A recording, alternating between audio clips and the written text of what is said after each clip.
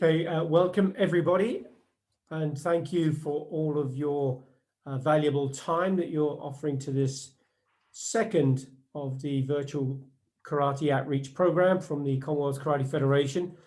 And I'd like to get straight into the business of the session, and that is to introduce one or two individuals. First of all, we have Ian Scott, who is the project manager of the program, Karate Outreach Program, and he'll be managing the software for us today. And also to welcome Terry Connell, of course, who is the Karate Ambassador, the Sports Ambassador for the Commonwealth Karate Federation, and Kraig Devlin, the General Secretary of the Commonwealth Karate Federation. The session today is going to be focusing on competition performance analysis using the media of video. And we have two fantastic people to share their experience and to take this through, very experienced individuals. First of all, Mr. Kraig Devlin, who is the Karate Canada High Performance Director.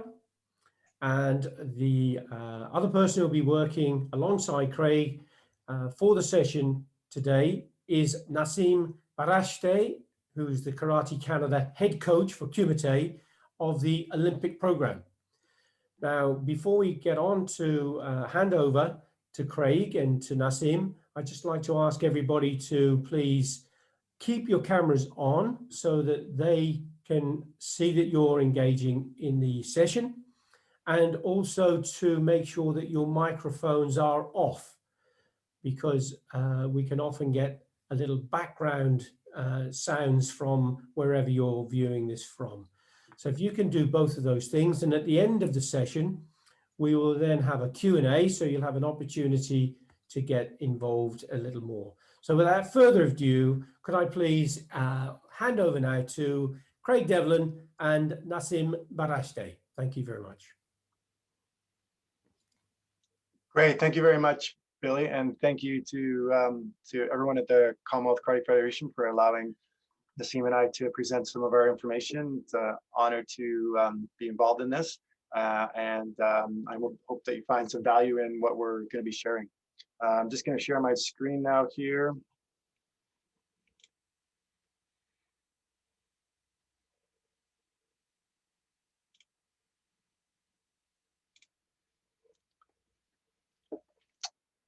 Okay, is everyone able to see that slide?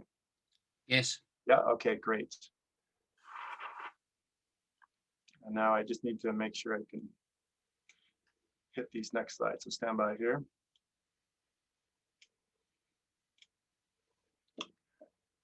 Okay. Okay, so basically what we're going to be going through is using video analysis as an observational tool. We want to use it to enhance the technical and tactical awareness for both coaches and athletes. And we've used the video tagging and data entry together with spreadsheets, and also with video capture tools or video analysis tools. And it's important to develop a trained eye for these. So we need to have like common understanding of what the definitions are. I'm sorry, I'm just admitting people as I'm going here. And we want the information to be relevant without being overwhelming. So there's a couple ways, there are a couple layers to this kind of performance analysis, and we'll be talking through those ones. And what we've really found is more data is not always better. Sometimes what we need is just enough so we can communicate it to the athlete in a way that they can understand. And there are, again, as I mentioned, there's different levels that we want to be able to look at.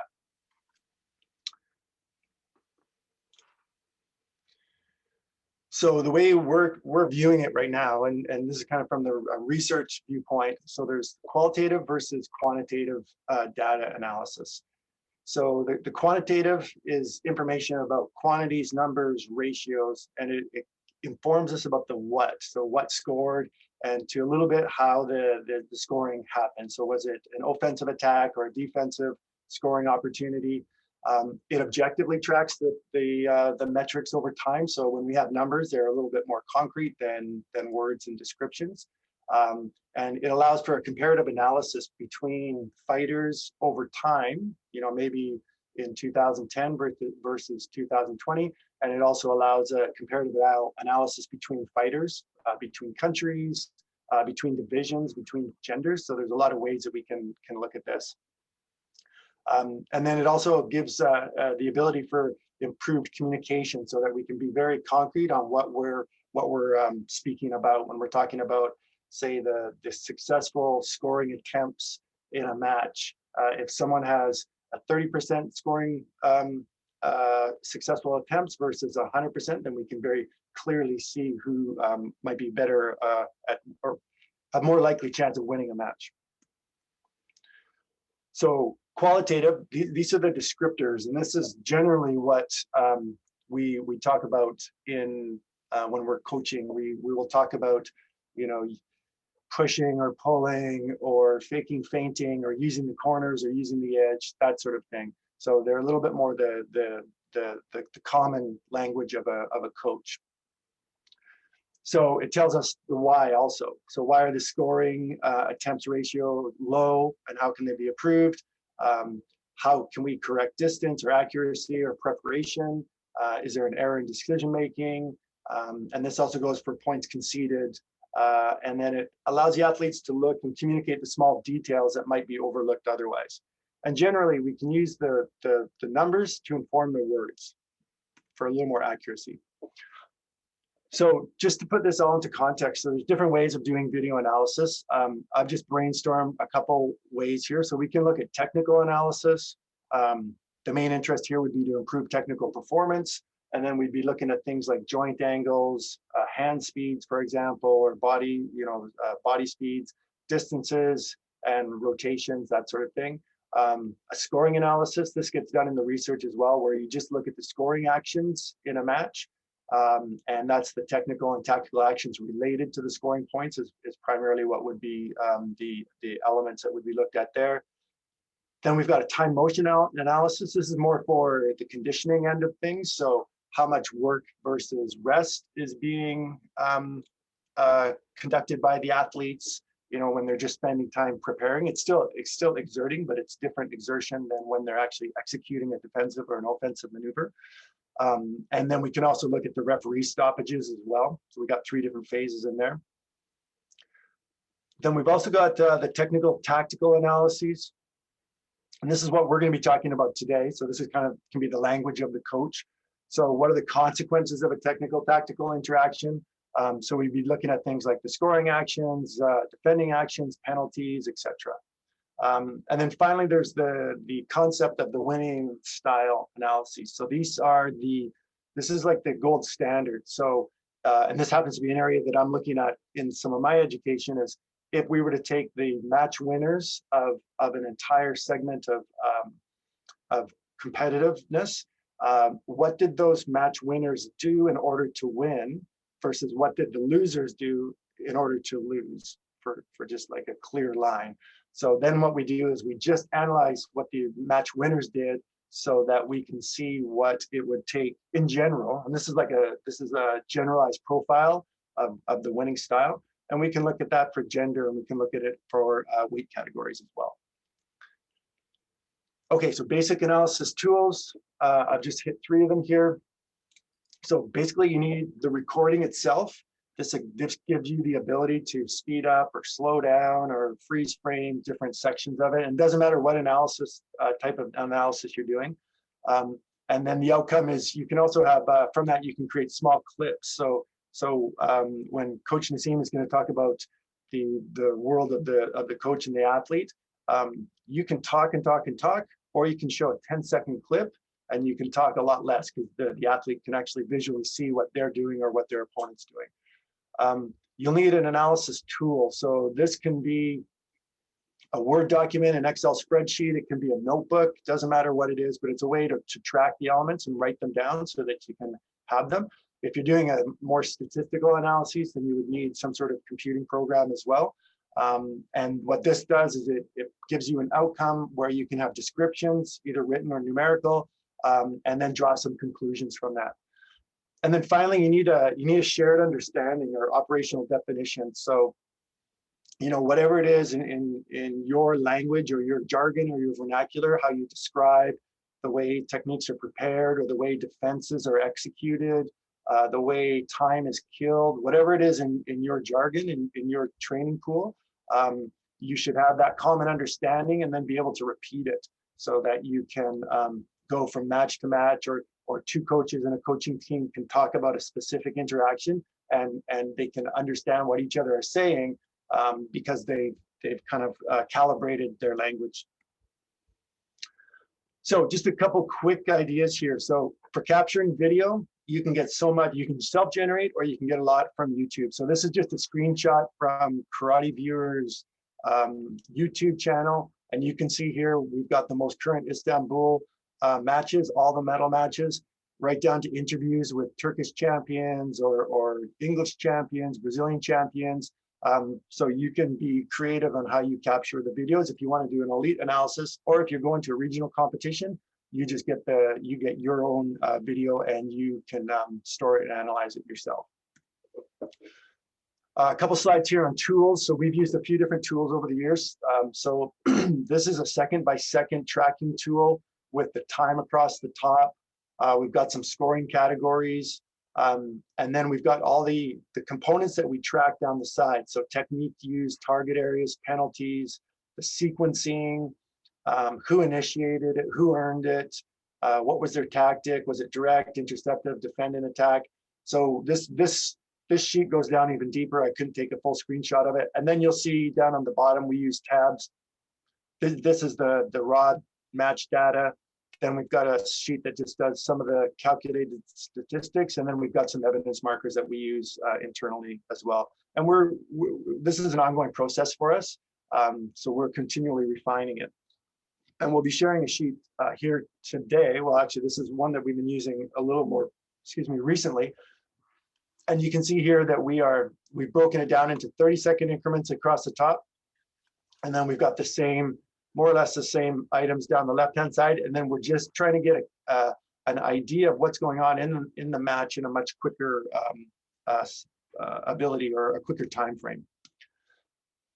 And then finally here, this is just a screenshot from the Dartfish program that I'm utilizing, where you can build out a tagging panel, and then you can go pretty deep with some of the metrics that you track. So here, scoring technique is highlighted in this screenshot. So you can see there's hand techniques, throws, foot techniques, and then behind each one of these tabs, so under technique or a tactic or tactical sequencing or stance, then there's a whole a completely another level of drop-down menus to go further and further. When we talk about the shared language, so this is just a operational definition sheet that I've been using for, again, some of my research, so that it's very clearly able to be communicated to people reading anything that I'll produce, that this is what I consider a single attack, a double attack, a chudan attack, a jodan, a ushirogari, whatever it is, everything gets basically brought down to a definition. And again, working with our staff for quite a number of years, we've been able to really get a language and a jargon down where we understand what each other's saying without having to explain specifically what the movements would be. Okay, these next couple slides here are just providing a bit of just sharing some of the research that we've done in the past on some of our athletes. So what we've got here is the general numbers that we were creating out of the second-by-second analyses. We were able to look at the podium average scores of the plus 75 weight division. So this was when the Olympics were just starting to, we just knew that we were getting into the Olympics, and we were starting to look at what some of the fighters in those divisions were able to do. So this is from the 2016 Senior World Championship podium level athletes, and we did an analysis of their match just for the men's heavyweight divisions, minus 84, plus 84, which is the Olympic plus 75 category. And then we started to try and put some numbers to what they were doing. So how often were they targeting the head? So it's 74% of the time, to the body 26% of the time. How often were they leading the match? Multiples versus singles, points conceded versus attempt, that sort of thing.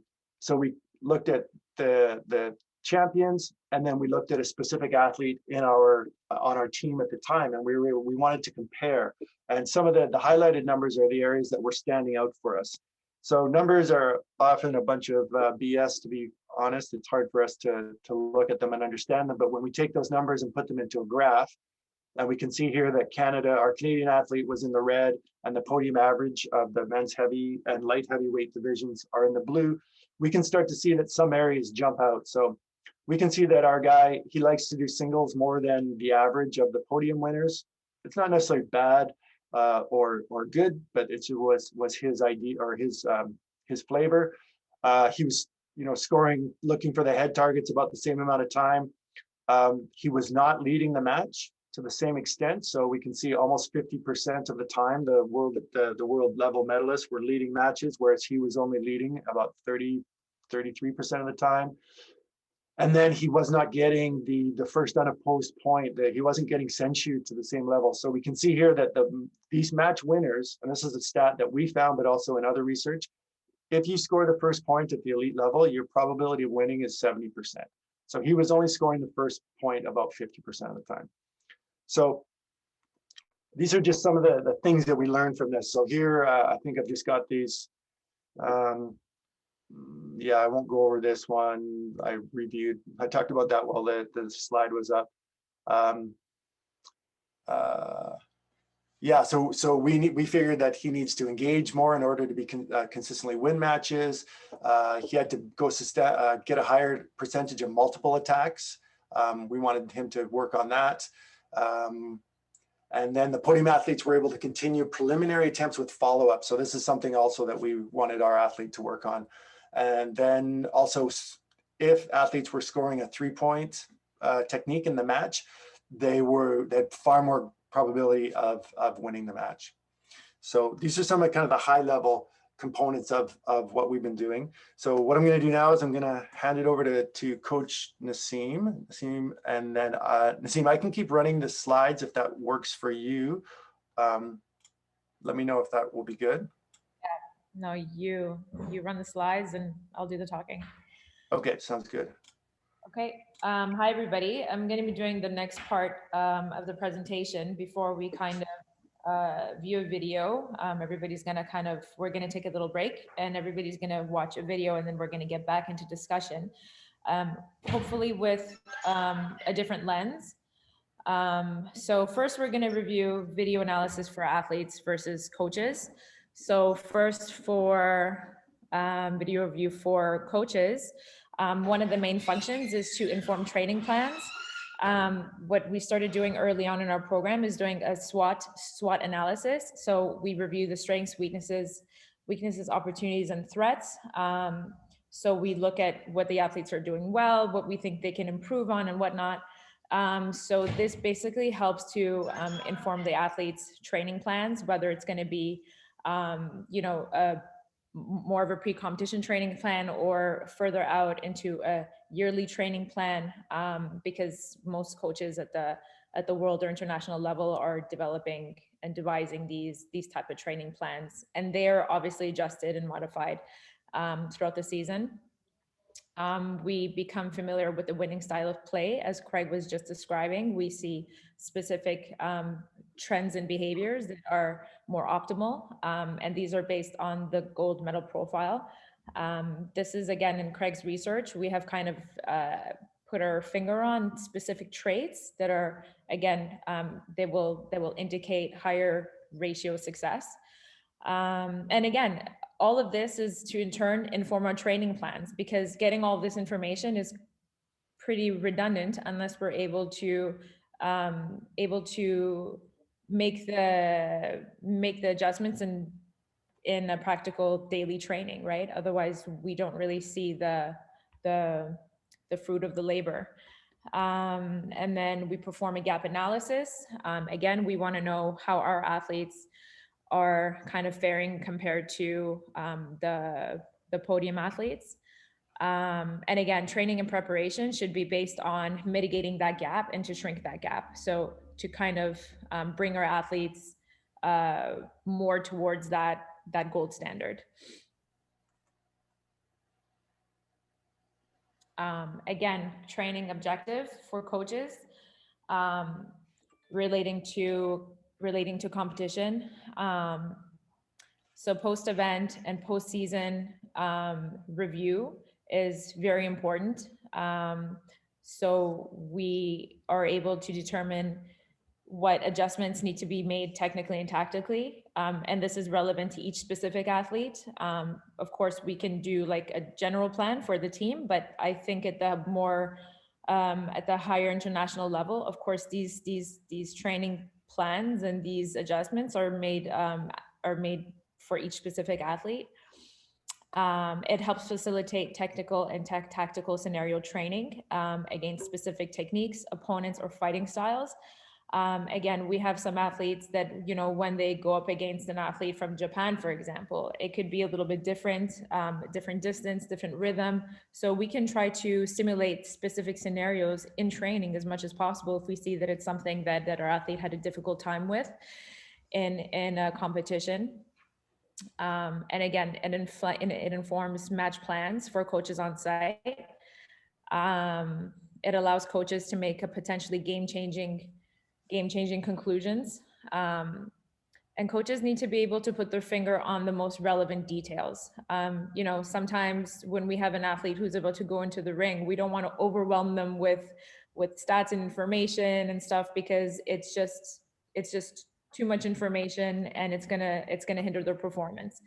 And again, we need to be careful as coaches that when we're extracting all this information, when we're relaying it to the athletes, that we have realistic expectations of what they can change within a specific time, right? So we need to say, okay, like these are the most relevant points, and these seem to be the most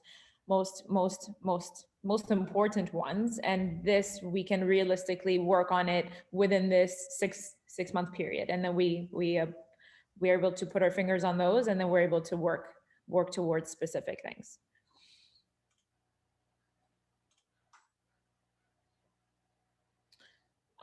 Again, on-site match plans, what we found is match plans should be general and give specific information relating to the habits and tendencies, the tactical strengths and weaknesses of the opponent. Again, giving the athletes too much information can cripple their focus, and it can cause them to overthink, overanalyze, cause them to miss a lot of scoring opportunities and to not be present in the match. So this is obviously something that we want to completely avoid. And again, a coach who has more experience can really put their fingers on the most important points and deliver and really be able to give the athletes specific information that's going to be the most helpful for them in their performance.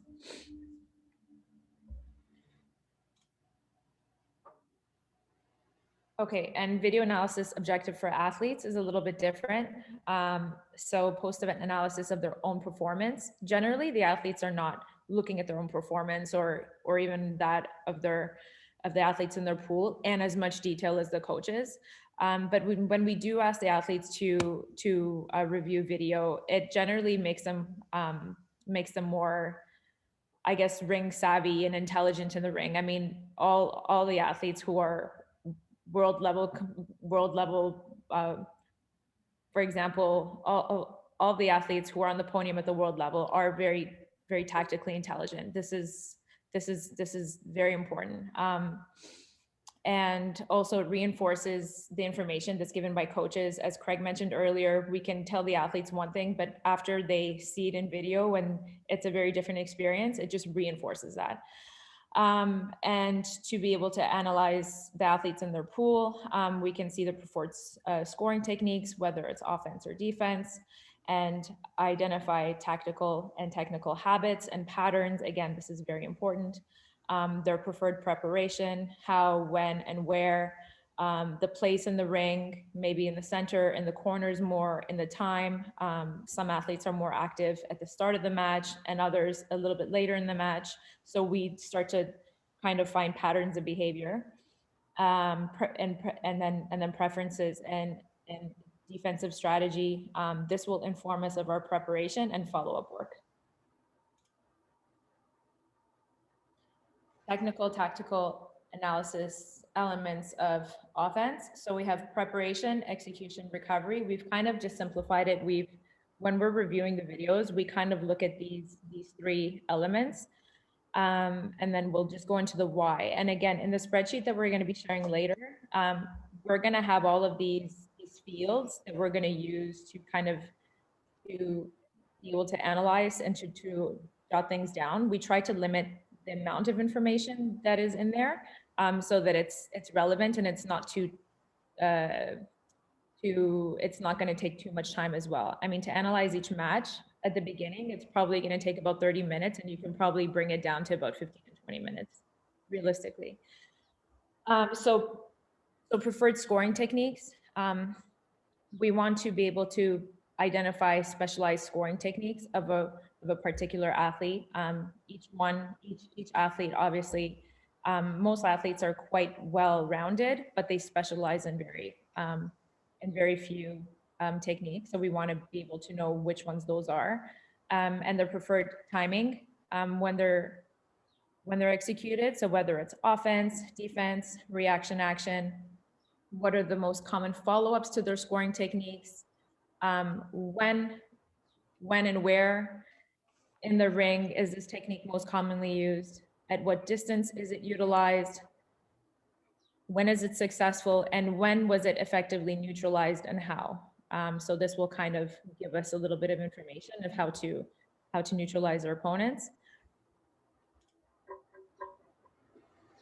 Analysis of offense.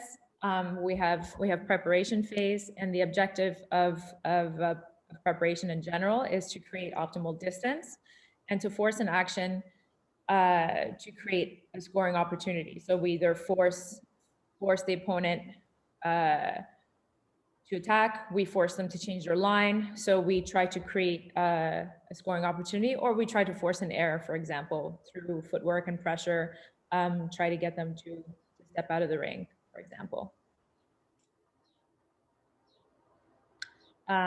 Passive preparation. So in this case, the distance or time is given by the other athlete. So in this case, we're talking about a reactive attack. That the moment and the distance and the timing is given by the other opponent and not created by the athlete. So either the distance is given during the opponent's fake, the distance and the timing was given when the opponent was moving or circling, or the distance and the time was given when the opponent was putting forward pressure. So in those specific instances, no preparation is required. It's more of a reactive attack. And then we have active preparation. We have patterns of preparatory movements before the attack. So we have fakes, we have fake attacks meant to gain distance or to fence or to force a reaction of the opponent. We have angle changes prior to attack. This is very common in Europe, but now it's kind of more spread out. Changes to footwork and rhythm, pushing and pulling the distance, so pressing forward or pulling back. And then we have preferred tatami hotspots. We have some athletes who are more passive in the center, and in the corners they're a lot more active, and vice versa. So we need to understand where the athlete is more of a threat, so we can work around that. Okay, and just some general observations. High pressure active preparation gives a potential moment for the other athlete to basically interrupt this. You have to ask yourself, is this athlete open during their preparation to receive a score? During passive preparation, or when the athlete is going back, we have to make sure that their focus and attention is also is at a high level, and that they understand which which best actions they can have on defense in this moment when they're basically allowing the other athlete to press forward.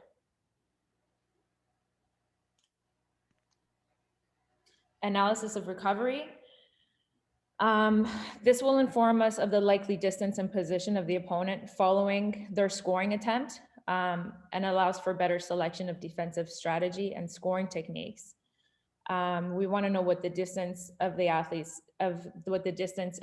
is after their score, whether they are finishing close, whether in the middle, whether they're offline.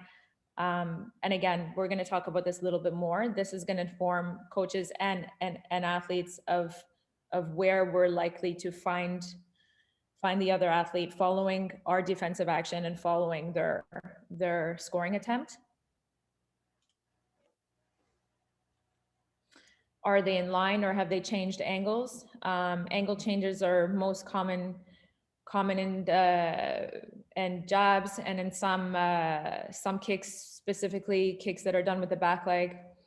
We want to know what the tension level of the athlete is after they score or after they try to score, whether they're focused, whether they're looking away, and we want to know what their potential weaknesses are, whether their guard is low, whether their focus and attention is low, whether their stance is too long, whether their center of gravity is too high, or whether they just have a difficult time defending and reacting following a scoring attempt.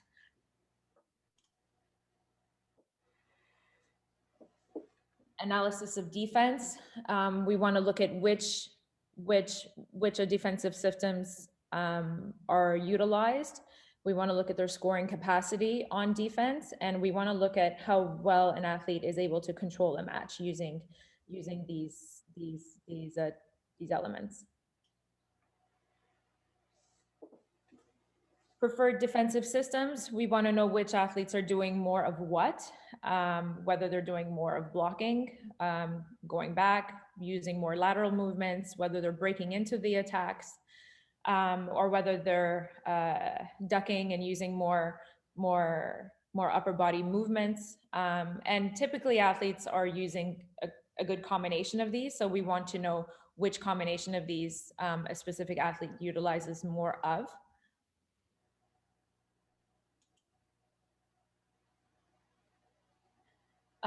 Ability to score on defense. We want to know what techniques and how and at what distance. If their athletes are doing timing, is the timing at the start of the movement, or is a pocket created to find a counter between the 1 and the 2, for example, whether they're doing reaction action, which is scoring right after they defend. We want to know if they're changing line after defense to create an angle for scoring, and we want to know their preferred scoring zone for a defensive score. Some athletes are just doing more passive defense in the center, but in the corners where the distance is a little bit shorter, this is where they're actually going to be looking for a score. Most high-level competitors are able to combine multiple defensive systems and really to be able to control the distance and the ring skillfully. And this work becomes a lot more important to maintain the lead, particularly in the last 30 and 15 seconds. Tactical analysis. We want to look at how active they are during the match. How the athlete behaves when the match is a tie, when they're winning, and when they're behind on points. How they're thinking technically and tactically, and if they're able to make the correct decisions in the right moments of the match. We want to see what type of errors and mistakes they're more prone to making. So how they're giving points away and how they're potentially giving penalties away. And we want to see if the athletes are tactically disciplined. And this applies more to our own athletes. Prior to going into the ring, for example, or in training, we were we're tactically preparing for specific matches, and the athletes have a game plan, and we have to know if they're able to stick to the game plan, or if they're basically reverting back to their comfort zones and their habits.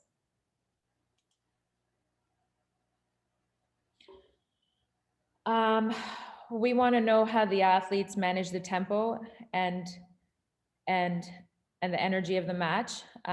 Some athletes have a very strong start. They're very active. They put a lot of pressure at the start of the match, and then we see it as the match changes and evolves.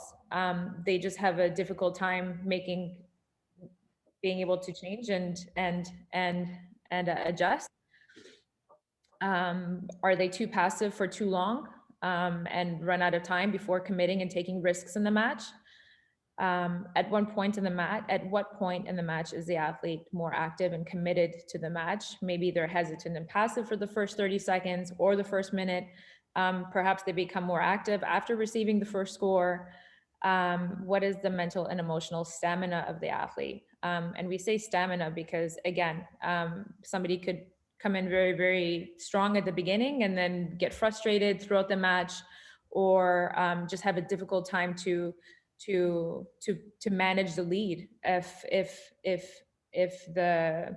the other athlete is putting a lot of pressure and having lots of scoring attempts, and then we start to accumulate penalties and C2s and whatnot. We know that tactically there's something they're missing, and maybe the mental strength of the athlete needs to be worked on as well.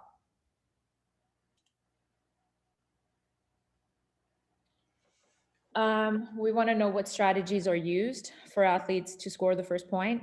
How does this athlete behave when they're in the lead? What are the preferred techniques and tactics to maintain and spread the lead potentially?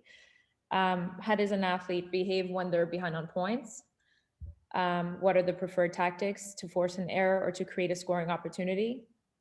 How well does this athlete control the ring and penalties, specifically category 2 penalties? Is this athlete making the correct choices and decisions in the ring? When is this athlete more susceptible to making mistakes and receiving scores? The time of the match, the space in the tatami, or the distance, when they're leading or when they're trying to catch up on points.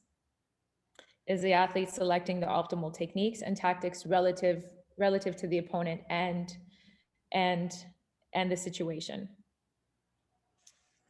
Is the athlete able to take advantage of points is the athlete able to take advantage of the other athlete's errors?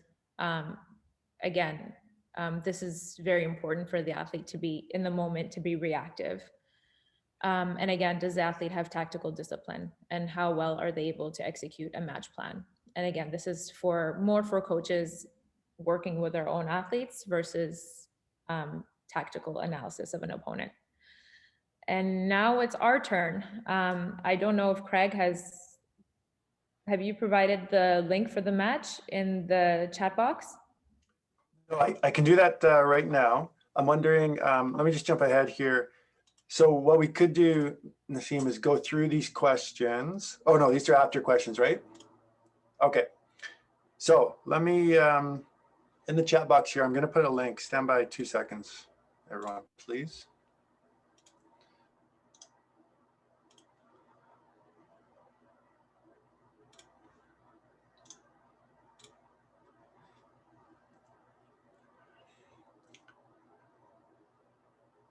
So if everyone can see that link, it's a YouTube link I've put into the chat box. What we're suggesting is we'll allow everybody 10 minutes to watch this match.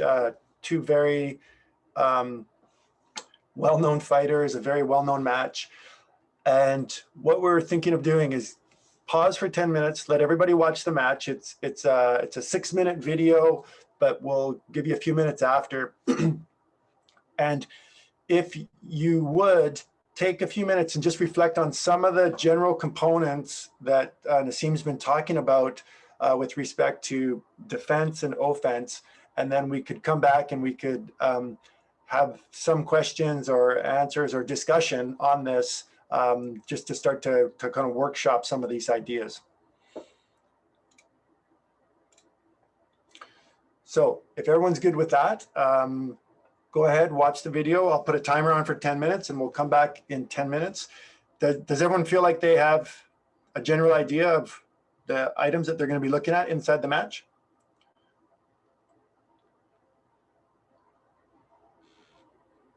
Throw any questions into the chat box if you've got any, and then I'll set a timer. We'll be back in 10 minutes.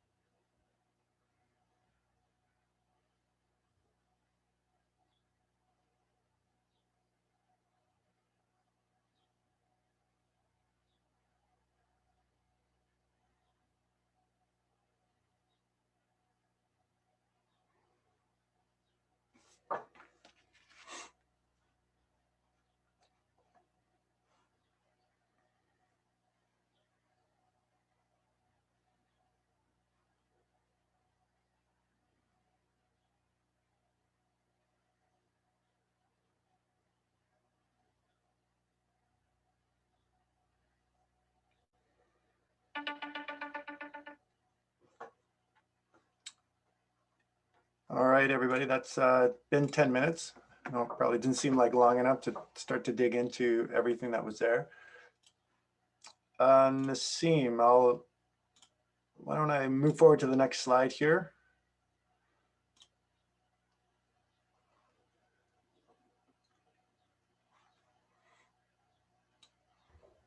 Craig, do you want to do the leading questions? And I'll just jump in when I need to. Yeah, sounds good. Sounds good. Alton, thanks very much for the comments in the chat box there. And I think maybe Alton, actually, I might just take a second and just read your quick analysis here. So first point could have gone either way, but a bit unlucky. Haruna, however, created space quite nicely after that, knowing his opponent needed a shorter distance. Rafael then held to close distance for slightly too long without an attack, which is when the kick was scored. Yeah, very famous kick. And then that's when Harusa became much more evasive. Good analysis there. So for everybody else, what we'll do is let's go point by point through here. So we basically got 8 points here, like eight questions to guide our analysis based upon everything that Nassim just presented. And then we can just, if you want to throw some questions or answers into the chat box, go ahead. There's about 32 of us, I think, on the call. So if we go too much with discussion, it may take quite a while here. But so the first question is who had the more scoring attempts during the match? And I don't know if you were able to track it attack by attack, but if you have a gut feeling on it, or if you did track it match by or attempt by attempt, go ahead and toss that in there if anyone's got anything to add or suggest.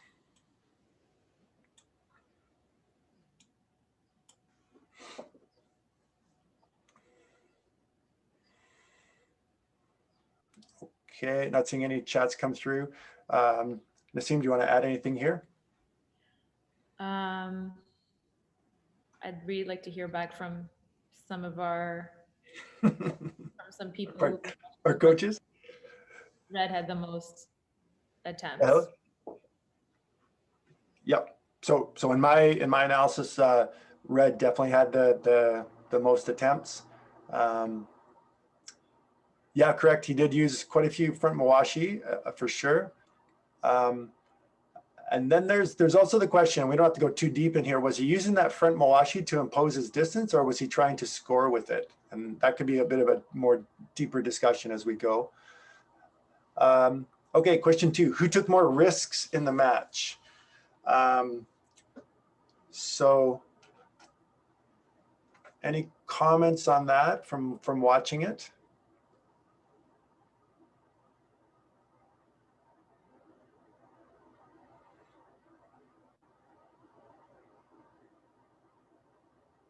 Oh, Raphael had more scoring attempts.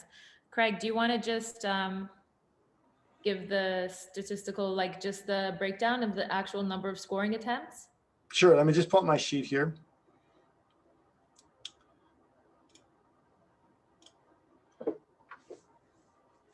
Is that the same as risk?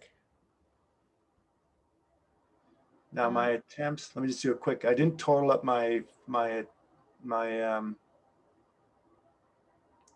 to Commonwealth Karate Federation, is that the same as a risk? I don't understand what that means. Sorry, yeah, I was going to say there's an athlete surely can take a risk by maybe dropping guard or something like that, which is not the same as a scoring attempt.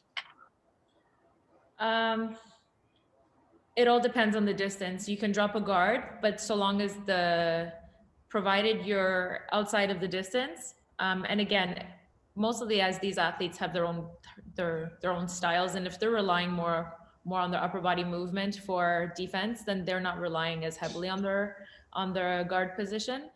But again, I think it's safe to say that every time you engage and try to go for a score, that is where you're ultimately taking the biggest risk. So yes, Alton Brown, Haruna had more risks. He was changing angles after the attacks, made it harder for Raphael to pin a point. Yeah, so definitely Stanislav took more risks in this match and that was clearly reflected in the scoring attempt. And Craig will share with you that ratio right now. Yeah, sure. So and this is where the operational definitions come in, because if you think back to that match, Haruna was providing some pressure at the beginning, and he was throwing some techniques. And again, defining whether a technique is designed to push the opponent back to a position that is wanted, like into a corner or something, versus a true scoring attempt. So when I was tracking mine, I had in my mind a criteria for what a true scoring attempt is. And these include the initiation and then the follow-up attacks as well. So I actually have a count for Haruna of 11 and for Raphael of 5. So again, in my operational definitions of true attacks, it was pretty much double for Haruna.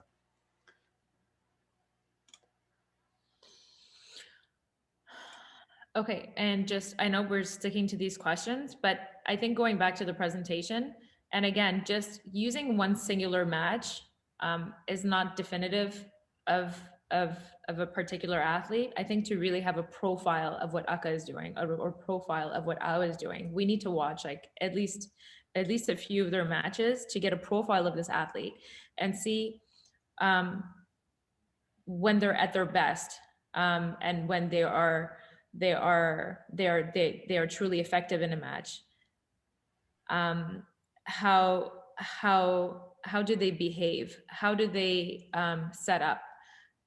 So a question here is the distance control. One athlete clearly was controlling the distance far better than the other. When we're talking about setup and when we're talking about setup and really active preparation. Somebody in the chat brought up the use of the front leg. Those weren't to score. That was just part of distance control and of course of a more active preparation by Aka. We had Ao, who was able to draw out the jab several times and he was able to duck, but he wasn't able to really use it to really be able to use it to try to score afterwards. So there was several missed scoring opportunities for Ao. And again, we had more of a passive defense on one side, right? We had Aka with far more scoring opportunities and scoring attempts, and then we had Ao, who was just merely defending and not able to basically capitalize on it. And that's not characteristic of him.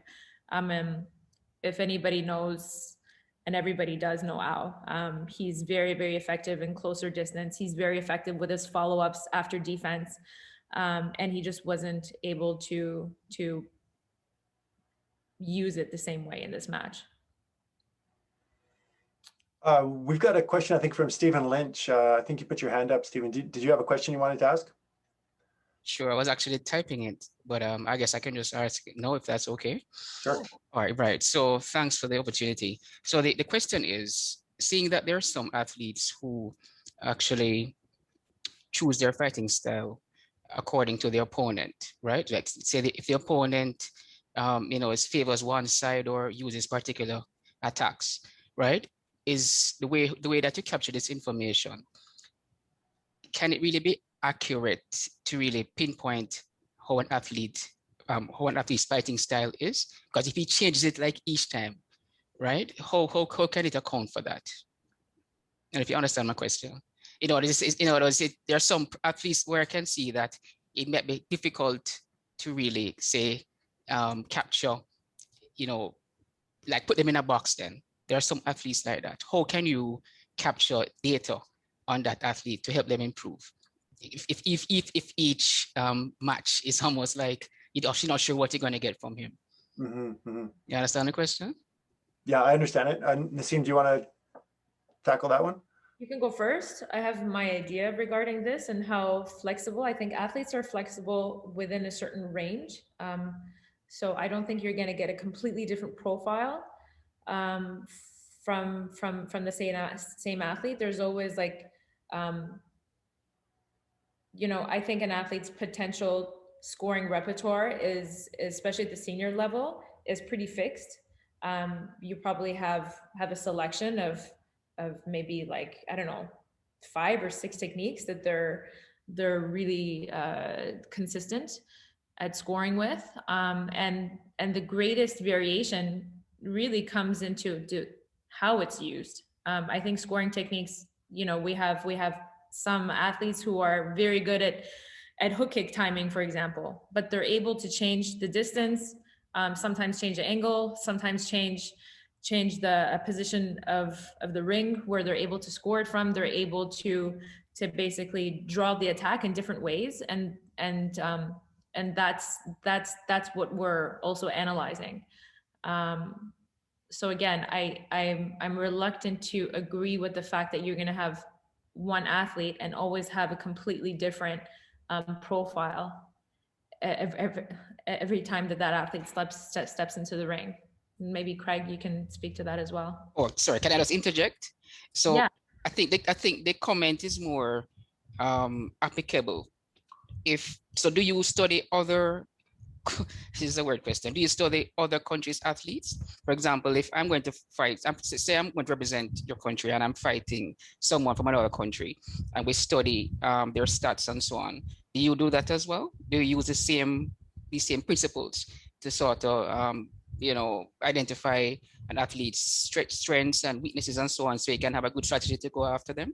Absolutely. That's what Nassim. Okay, good. So if that's the case, then if you're studying an athlete and this athlete, because I know when I used to, in my time in the 90s and in those times, a lot of athletes were very strategic to a point where they studied that athlete. They would watch, like at a tournament, they would watch them for the whole time and figure out, okay, how am I going to tackle this athlete, right? Mm-hmm. So I'm just saying that there are some times when this data may not be, accurate, and it's really important for that athlete to sort of take each match, case by case, so to speak. So I just wanted to interject that. Sorry, Nassim. No problem. Kraig, do you want to speak to that? Yeah, I would say I would lean towards the idea that at the elite levels, the athletes do have tendencies, and of course they can adjust and they can present a slightly different face. But I think the core of them and their abilities are going to be there. And then the other point I would add is one thing Nassim talked about is there are 3 match conditions that are important for us to be aware of. There's tied, losing, and winning.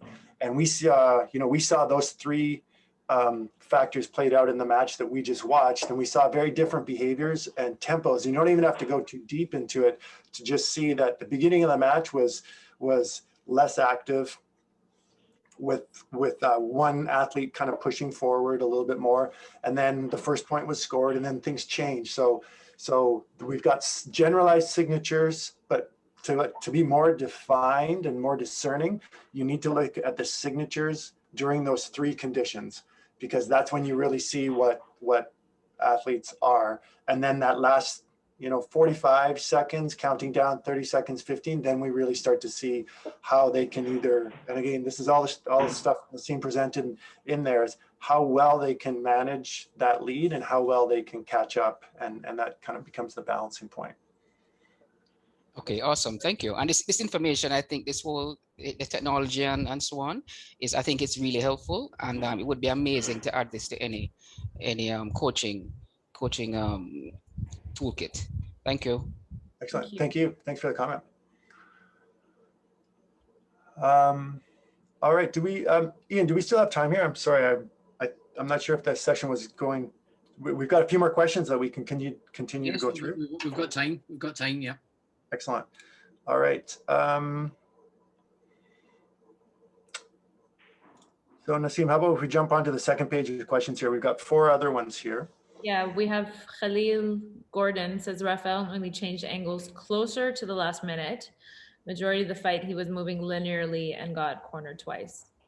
Yeah, and again, this is not characteristic of this athlete to be moving linear, to be kind of applying passive defense, to really lack in active preparation. He's very agile. He's typically a lot more active in his setup and his preparation. He's typically changing angles a lot more. So we definitely saw a different Rafael in this match. Second set of questions. Yeah, so question number 5. So describe Aka Now's preparation. So this preparation for the attack, obviously, quality and volume of preparation, and is it related to distance control, and was it effective? So Nassim just talked a little bit there about some of the movements that were being done, and Khalil also made observations there that with Rafael's preparation, mostly linear at the beginning, generally uncharacteristic for those that know him. And then as the match progressed, it was a little more angles utilized. What about Haruna's preparation in the early parts of the match, or even during the follow-up attacks as well after his initial attack? And again, if somebody wants to come on and talk, you don't want to type, that's also fine.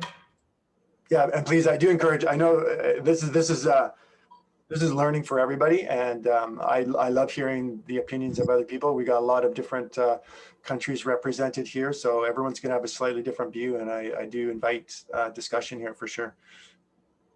Can you hear me? Yes, go ahead. Yes, I want to just clarify something. I think I made a mistake in regards to the name. The person who I was referring to, who was mostly linear, was Aka, who is Stanislav, not Rafael, right? Okay. So it was Stanislav I was referring to, the winner of the match. Let me just focus on the question in regards to was the quality of the preparation related to distance? And again, this is for Stanislav Aka or Red. I think the distance, as you mentioned, he was using a lot of front mawashigeris for distance control mainly.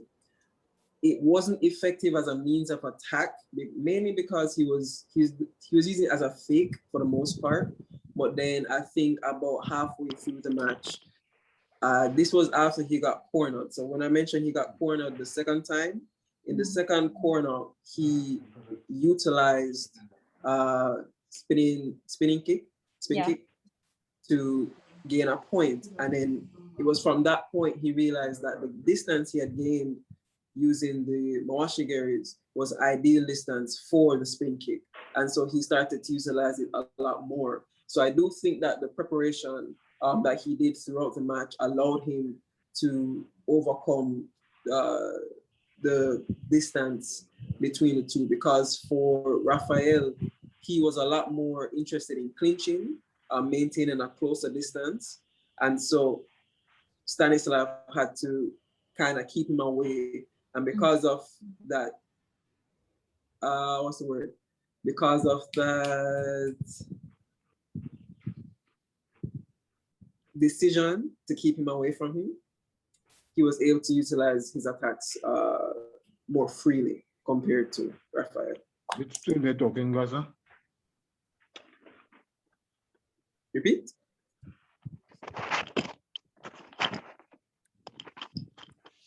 I think someone maybe just unmuted and didn't know. Great, thank you very much for that comment.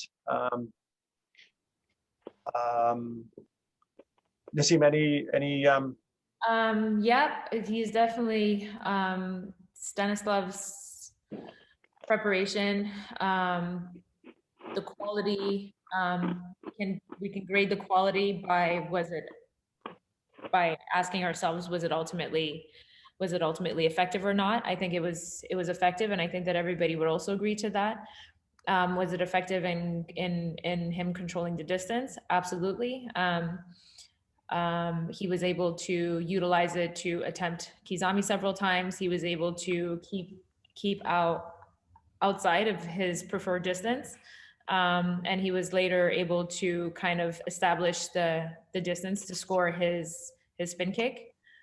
So absolutely. And then we see that the quality and the volume of this type of preparation, it changed throughout the match. He wasn't able to use it as much as we started to get into the last minute, obviously because the tempo and the distance of the match starts to change a little bit. But absolutely, he did a much better job using this tool. Question 6. Yeah, so I was having a difficult time scoring, and so that's Agaev for clarity. Why and what adjustments could help, specifically with respect to distance, preparation, decisions and choice of technique and tactic. So now we're talking about Al. And let's say we were to give him any pointers, or if we were to analyze his performance in that match, why do we think that he was having a difficult time scoring? And I'm sure that everybody here has seen enough of his matches to know what he could have done differently and what he has been doing effectively in the past that he wasn't able to execute in this match. So I'd like to hear, and there are no wrong answers here. It's nice to have the exchange. Coaches are always learning from each other. Steven. Sure. Yeah, hi, Nassim. So that's for Rafael you're referring to. Yes. Well, I thought the distance, like for the pointed jabs, was a bit off. I mean, I saw times when I thought that he should have gotten a point, but it seems as if he didn't want to commit to going in. I'm not sure if it was a matter of fear, right? But he didn't seem to want to commit to really get in. And secondly, when he thought he scored, I don't think he, that the ki, that makes a big difference. When you feel the score, you should really have a strong ki, and you're confident in that point. And I don't think he showed that confidence and that strong spirit, that strong ki, like when he jabbed. It was pretty low key. If you compare that to the red side, he was very convincing. Even some of the points I didn't think scored, but because of his spirit and so on, he got a point. I don't think that spin kick scored. Honestly, I don't. The first spin kick, I don't think that scored. Well, right? You would have lost it in slow motion. Oh, okay. Because I mean, from my naked eye, I didn't see that he scored because it seemed as if Rafael had a block up, and it, you know, I wouldn't give him that point, but if I was fighting slow motion, you know, maybe I'll be different. So that's that I would suggest to Raphael that he tries to commit more, you know, try to get in closer to really convince the judge that yes, I scored. And then when he does, you know, when he does do like do his techniques, that he ends with a strong KI, a very convincing KI. So that's what I would suggest to him. Okay. A quick question, Nassim and Craig, from myself. There was obviously the video replay element in there, which paused the fight for a period of time. Does your analysis show any difference between how they were reacting before the pause for the video replay and how they react, how they shaped up against each other after the video replay? Not something that I've looked at or thought about too much, to be honest. Nassim, I don't know if you have thought about that. No, not as much. Again, the video review it's a fairly new thing. So it's been something that we've been kind of contending with just for the last couple of years. And in terms of the athlete's behavior before and after video analysis, whether they receive the point or not, it's something that we would need to look into, but I don't think that that it would make a substantial difference. And getting, I suppose I'm thinking as well for broader kind of athletes and so on. The other thing is when there's an injury, because you may get a minute or two's worth of gap right in the middle of the fight. You know, is there kind of tips or hints or things that you look for in any of your athletes before and after that kind of gap? Because then does it feel like you're almost splitting it into two separate fights? Yeah, I guess mentally there could be a period of readjustment to get back into the match. But again, we're talking about like high level athletes. This could be more prominent in the juniors, for example, to just kind of like have a setback mentally, and these longer periods. But in the seniors, it's not as pronounced. We're getting lots of stuff. Didn't have distance control, Aka directed the whole match.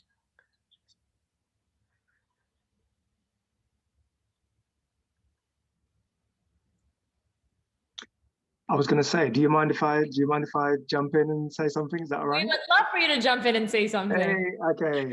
I was just going to say, it's an interesting one, right? Two great fighters. Yeah, but absolutely. I think there's nothing worse sometimes as a fighter when you're trying to get the distance you need to execute a point, and the person either attacks slightly early just before you're ready to go, or stretches you out by increasing the gap. And I think what it felt like to me, Haruna did that really well in this match. And it felt like, knowing the kind of fighter that he is, quite trigger happy in that sense. And I feel like for Raphael at that particular moment in the fight, particularly when he lost that first point, almost needed to play on that a little bit, almost play on that biting point, and almost either get the distance go earlier or really force a mistake and then capitalize on it. But I think Haruna just really managed the distance well to kind of keep him at bay. When he was setting up, he went on him, or didn't, leaving Raphael kind of second guessing. And I think when that spin kick came in, it felt like it was at a stage where Raphael was in the distance and was almost wondering, okay, what shall I do next? So almost switched off from the fight in that sense. So yeah, for me, for like the advice I would have given for Raphael in that particular fight was to actually really play on that, try and force a mistake, try and force an error, be on the biting point, and actually dig in, come out, in, out, and then find something. Yeah, that's it from me.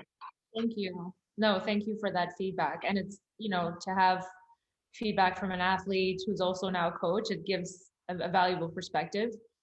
And we're getting lots of stuff here about our mindset and about fighting a taller opponent. We're talking about somebody who has capitalized on the fact that he is shorter. This is somebody who won the open weight World Championships and fought Maniscalco in the final, or in the semifinal, and had no problems with it. Although the rules were slightly different, and there was a lot to they were allowed to do takedowns back then with two hands. As far as what I observed, for Ao having a difficult time scoring in this match, it's not that he didn't have scoring opportunities, it's just that he didn't utilize them in the same way. For example, when he was able to defend against the Kizamis, it was more of a passive defense and no follow-up attempt. So this is somebody who's typically ducking and then able to come back up with a Gyaku, and then really utilize that short distance to open it up and go for a body kick, which he did do one time, in which to me it looked like it should have been a score, but maybe it wasn't the correct distance. But he attempted it once and never again. Did he have opportunities to attempt it again? Absolutely. But did he? No, he didn't. And then we watched most of the attacks are single attempt attacks. And this is somebody who's extremely effective in follow-ups. So most of the time when he was starting an attack, he was looking to score with that first attack. He wasn't looking to draw a basically defensive action and then look for a follow-up score, which is an opportunity that was missed, which is something that this athlete is very good at doing. So it was uncharacteristic, Rafael, in that sense. I think, Nassim, that probably plays to the point that you made earlier on about you've got to look at a number of fights for a particular opponent. You've got to almost like, just looking at one fight doesn't give you the picture that you really need. No, absolutely not. And we were sure to we made sure to mention that early on, that you need to have a profile of an athlete based on viewing, at least a few of their matches, so you know what they're capable of on offense, on defense, when they're lead, when they're behind, when they're in a tie, what their arsenal truly is. And then we can see basically similarities and differences. And then we can create a profile. He lost focus after the first point scored. Again, at this level, I think the athletes are very used to losing the first point and understanding, when he lost that first point, he had more than enough time to be able to come back, and he's done it several times in the past. But again, when it's the European Championships, when it's a European Games final, again, the athlete's mindset and what's going on mentally could differ from different events. Araya was too passive for a long time and was linear for the majority of the fight. Absolutely. Yeah.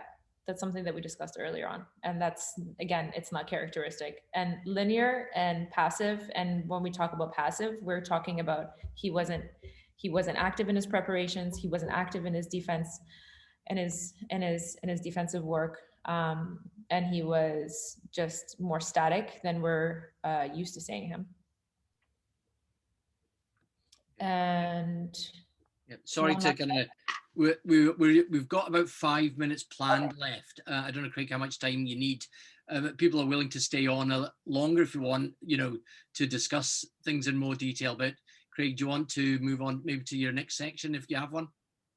Yeah, this is pretty much the end for us. So we've got just these questions here, and then and that was pretty much it. We were going to wrap up just with this discussion, and yeah, that was it. So we can go a few more. Why don't we just kind of finish these questions here? I'll just pop back. I think we've got 2 more questions. If that fits with you, Ian. Yeah, Craig, do you just want to allow if anybody has any questions for us other than yeah, these sure. questions? Yep. Yeah, that might be better. So 5 minutes. Yeah, so why don't we just open it up for questions in general? I did see a question early on about sharing the slides, and we're very willing to share. I can send these slides to Ian, and then he can send out the deck to anybody that would like to look at it. And then I will also say that Nassim and I are very willing to answer any questions that you might have upon reflection, or even right now. So if you've got any general questions, not specific about the match, but just in how we're approaching it. And I will put a disclaimer that I don't believe that we're experts in this area, but it's something we've been doing for a few years and we're trying to get better.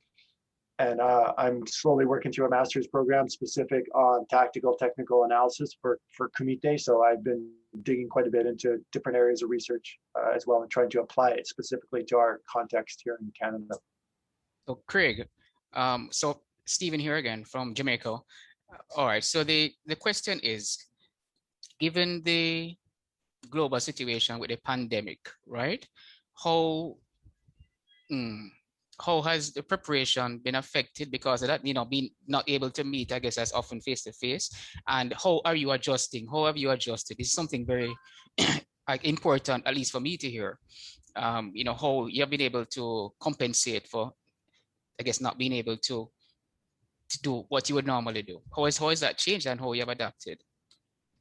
Here in Canada, it's been pretty challenging here in Canada. We have pretty strict rules, and our government has taken, the different regions have taken a pretty hard line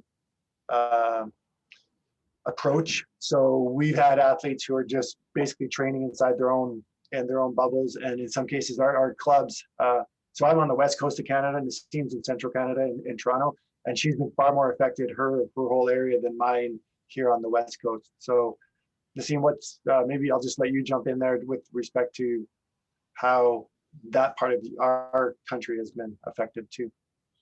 In terms of preparation, I mean, there's a positive, you can view things in a positive light and also in a negative light. Of course, there's far less sparring opportunities, but it's also an opportunity for the top tier athletes to really to work out on the details of their technical and tactical performance that we just wouldn't have had the time to otherwise to really address, especially with the events having been as close in proximity as they had been and very little time to train really in between. It's basically compete, recover.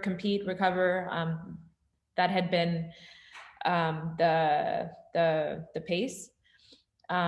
So, as much as, we also consider the fact that the video analysis, the work that we have done, we're expecting to see some athletes performing differently, slightly differently. Once the athletes are at the senior level, and most of the ones who are at the top tier, they've been around for quite a few years, and it's going to be very difficult for them to change, and in 1 year, what they've been doing for several years. So habits and behaviors and technical and tactical strengths are not something that even the best athletes are able to change drastically in a year's time.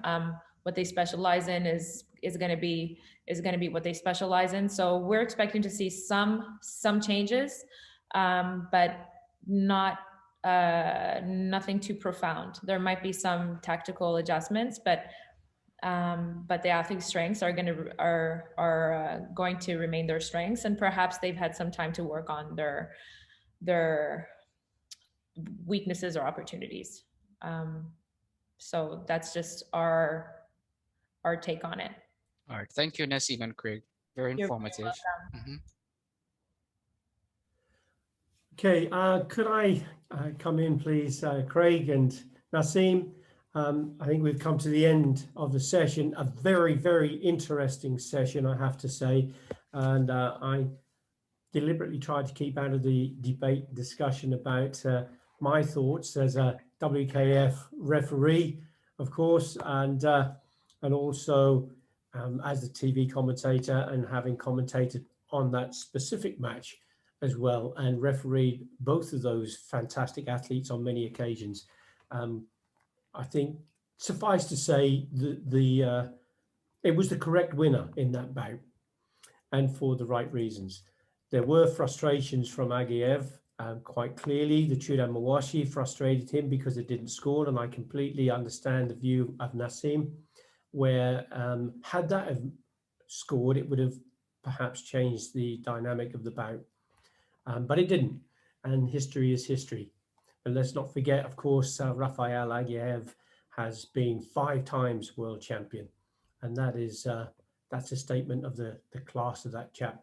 That particular bout, he didn't bring his A game to that bout, but certainly Stanislav Haruna most certainly did. And that is why he justifiably won the bout. I'd like to say a huge thank you to both Kraig and Nassim. I thought it was a very, very informative session. The analysis is brilliant.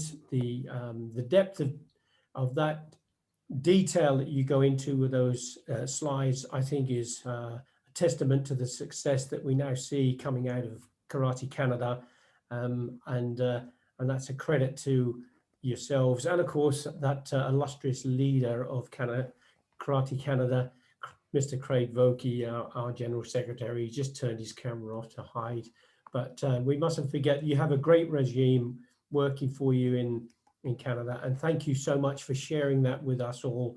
And I know, without saying, everybody who has taken part today would have gained a great deal from that.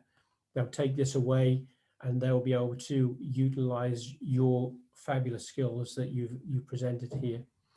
And I'd like to say thank you to Ian again for managing the technology for us. And from me, thank you very much indeed on behalf of the Commonwealth Karate Federation and those that have been taking part. Thank you very much. I hope you take part in the next one as well. Bye-bye.